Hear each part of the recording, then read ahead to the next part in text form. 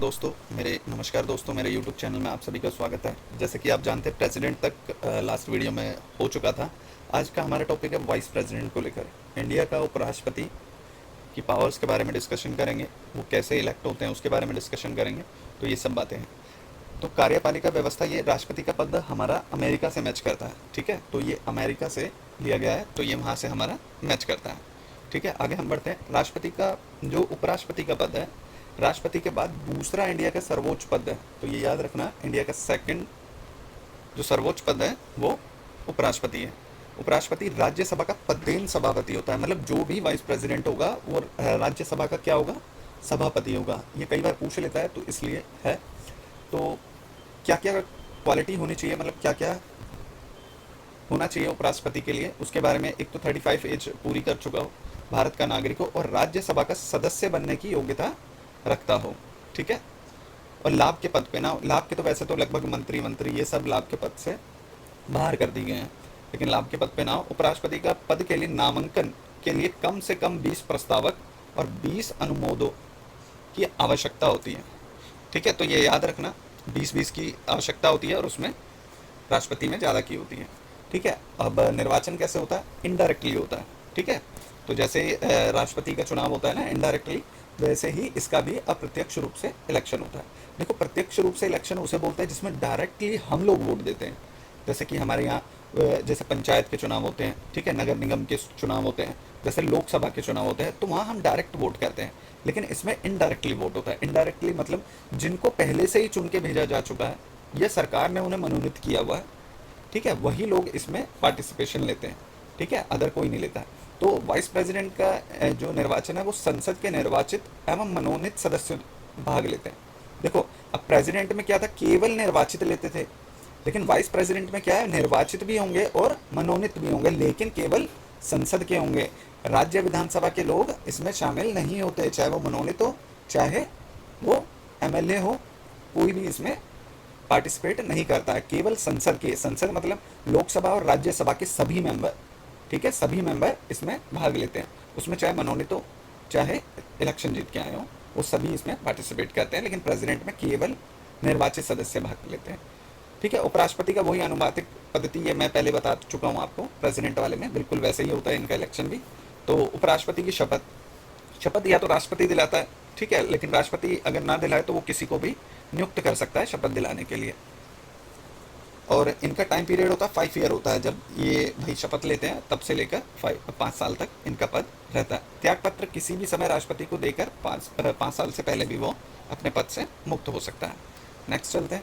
अब कैसे हटाया जा सकता है, यानी राष्ट्रपति उपराष्ट्रपति को कैसे हटाया जा सकता है। देखो, राष्ट्रपति उपराष्ट्रपति के लिए स्पेशल कुछ प्रावधान तो है नहीं, लेकिन राज्यसभा द्वारा एक संकल्प पारित करके और पूर्ण बहुमत से इनको 14 दिन पूर्व नोटिस देना होता है। ठीक है, जैसे कि कोई प्रस्ताव संकल्प पारित कर दिया है, उसके बाद 14 दिन, उससे पहले 14 दिन का नोटिस देना होता है। ठीक है, 14 दिन नोटिस के बाद फिर वो रिक्त हो जाता है उनका पद। तो अब कौन कौन से तरीके हैं रिक्त होने के पद, एक तो 5 साल पूरे कर चुका हो, ठीक है, त्याग पत्र दे दिया हो, जैसे राष्ट्रपति को त्याग पत्र दे दिया हो, या भाई बर्खास्त कर दिया हो, ठीक है, या मृत्यु हो गई हो, यह निर्वाचन अवैध ठहराया गया हो। जैसे होता है ना कि निर्वाचन अवैध ठहरा दिया हो, लेकिन वो अवैध कब होगा, जब सुप्रीम कोर्ट में होगा। याद रखना, प्रेसिडेंट और वाइस प्रेसिडेंट, इलेक्शन से रिलेटेड कोई भी इशू होता है उसको कौन देखता है, सुप्रीम कोर्ट देखता है। ठीक है, ये इंपॉर्टेंट नीचे बताया हुआ है कि उपराष्ट्रपति राज्यसभा का पदेन सभापति होता है। ठीक है, जो भी वाइस प्रेसिडेंट होगा वो राज्यसभा का सभापति होगा। और सेकंड बात क्या है, यानी कि अगर उपराष्ट्रपति नहीं है तो राष्ट्रपति राज्यसभा के किसी भी सदस्य को राज्यसभा का अध्यक्ष भी नियुक्त कर सकता है। तो ये बातें हैं हमारी। आगे चलते हैं हम। अब उपराष्ट्रपति के कार्य एवं शक्तियाँ, तो शक्तियाँ तो सबसे इंपॉर्टेंट है कि ये भाई राज्यसभा का पदेन सभापति होता है। जैसे लोकसभा में जितने भी काम होते हैं ना लोकसभा अध्यक्ष द्वारा, वो सारे काम भी सभापति द्वारा राज्यसभा में किए जाते हैं। ठीक है, राष्ट्रपति के रूप में जब उपराष्ट्रपति को कार्य संभालने का अवसर मिलता है, मान लो कि राष्ट्रपति भाई इस समय राष्ट्रपति नहीं है, या उनकी डेथ हो जाए, या कोई और इशू, मेजर इशू आ जाए, तो अगर उपराष्ट्रपति को पदेन राष्ट्रपति बना दिया जाता है, मतलब कि पदेन की जगह कार्यवाहक राष्ट्रपति बना दिया जाता है, तो क्या होता है कि जितनी भी पावर राष्ट्रपति की होती है वो सारी की सारी वाइस प्रेसिडेंट में आ जाती है। मतलब उनको जो भत्ते मिलते हैं वो सब, सैलरी वगैरह प्रेसिडेंट हाउस वगैरह वो सब किनको मिलेगा, उपराष्ट्रपति को मिलेगा, जो कार्यवाहक राष्ट्रपति के रूप में काम करेंगे। और वो कब होगा, जब राष्ट्रपति नहीं होंगे।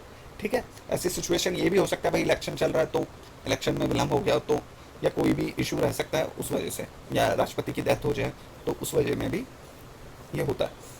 संविधान में उस उपराष्ट्रपति के वेतन के बारे में इंफॉर्मेशन मिलती है, वो वेतन वगैरह ये सब इतना डायरेक्टली पूछता नहीं है। उपराष्ट्रपति का कार्यवाहक राष्ट्रपति के तौर पर वही सारे भत्ते वगैरह सब मिलते हैं, और कोई भी विवाद हो जाए तो वही सुप्रीम कोर्ट उसको निपटाता है, ये मैंने आपको पहले बता दिया है। तो उपराष्ट्रपति की कार्यशक्तियाँ, तो ये अब स्टार्ट होता है। यदि न्यायालय द्वारा उपराष्ट्रपति का निर्वाचन अवैध घोषित कर दिया जाए, मान लो कि कह दे कि भाई ये राष्ट्रपति बनने योग्य नहीं है, या इलेक्शन में कुछ घपला हुआ है, इस टाइप का कुछ भी हो जाए और उनको अवैध घोषित कर दिया जाता है, लेकिन वो वाइस प्रेसिडेंट बन चुके हैं, शपथ भी ले लिया है, पद भी धारण कर लिया है, तो बाद में अगर उनको अवैध घोषित किया जाता है तो जितने भी डिसीजन उन्होंने दिए हैं वो सारे के सारे वैलिड रहेंगे। ठीक है, वो सारे के सारे क्या रहेंगे, वैलिड रहेंगे। तो अब राष्ट्रपति के इंपॉर्टेंट जो आर्टिकल है वो बता देता हूँ। 63 है जिसमें भारत के उपराष्ट्रपति के बारे में, वाइस प्रेसिडेंट के बारे में बताया हुआ है। 64 में पदेन सभापति होता है राज्यसभा का। 69 में उपराष्ट्रपति द्वारा शपथ के बारे में बताया गया है। 70 आर्टिकल 70 में बताया गया उनके कर्तव्यों के बारे में।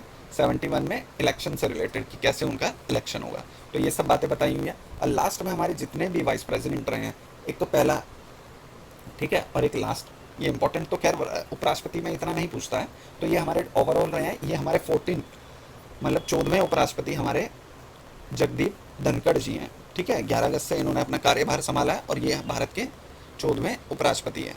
तो ये पूरी डिटेल है। अभी तो कोई भी महिला उपराष्ट्रपति नहीं रही है, तो इस तरह के क्वेश्चन बनते हैं। तो ये हमारी क्लास थी वाइस प्रेसिडेंट को लेकर। उम्मीद करता हूँ आपको पसंद आई होगी। कोई भी इशू हो तो कमेंट करें और चैनल को लाइक और सब्सक्राइब ज़रूर करें। Thank you.